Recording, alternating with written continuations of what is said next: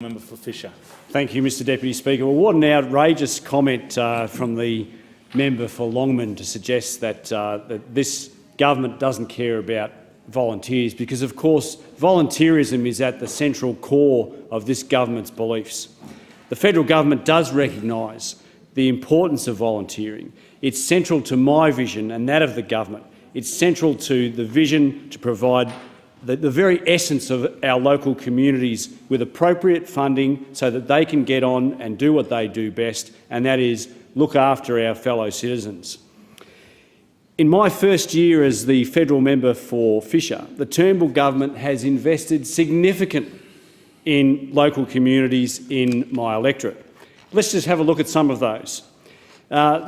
This month, 100,000 volunteers across Australia have benefited from $10 million in Commonwealth Government grants. In Fisher alone, more than $30,000 was awarded.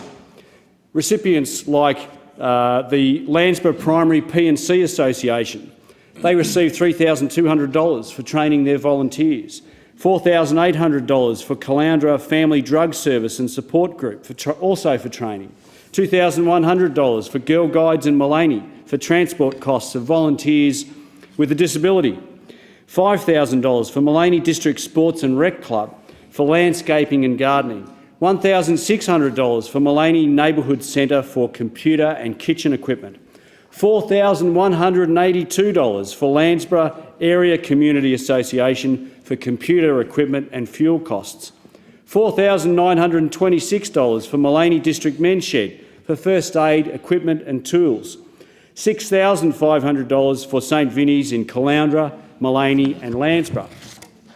Last month, the Alex Surf Club, to which I am a proud patrol captain, received $15,000 under the Solar Communities program to install rooftop solar photovoltaic panels, as did the Mullaney Golf Club.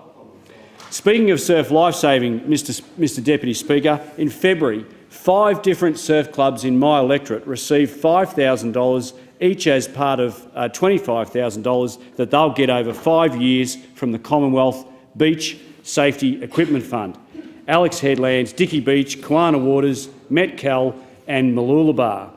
In December 2016, the Mullaney Men's Shed were awarded $4,954 from the federal government's National Shed Development Program.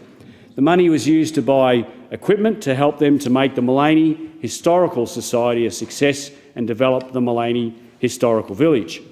In August 2016, plans were approved for the not-for-profit Sunshine Coast Community Sporting Hub to be situated at Lake Kawana. This was supported by $5 million from the federal government. In early 2016, 19 local community groups, including Caloundra Rugby Union Club, Udalo Public Hall, Mooloola Valley Community Association and Rosie's Youth Mission, shared $70,000 worth of grants. Other community groups in my electorate in the same period received $3,627 in grants to support groups which honour Australia's military history and personnel. Though community groups in my electorate have chosen not to apply, a great deal of other support has been made available to them in the past year. To name only a small selection, the Community Heritage and Icon Grants program offers up to $10,000 for activities that promote the Glasshouse Mountains in our region. The Good Sports program offers funding for activities undertaken by local community sports clubs to reduce the impact of illegal drugs on our young people. Community commemorative grants as well as veteran and community grants have been available to help groups that support our current and former servicemen and women. This government should, and we do, congratulate all of those volunteer groups for their service to our community. This is not a government that does not value volunteerism. Not only do we value it, but we put our money where our mouth is, and we support all volunteers that give up their time so very valuably. Without volunteers, this country would obviously cost a heck of a lot more money than it does now to run, and that's enough as it is, quite enough as it is, thank you very much, Mr Deputy Speaker. But without volunteers, imagine where we would be. Imagine without surf lifesavers, without St John's First Aid, without all of the P&C groups, where would we be as a community? Volunteers are so vital to our community, and this government supports them lock, stock and barrel.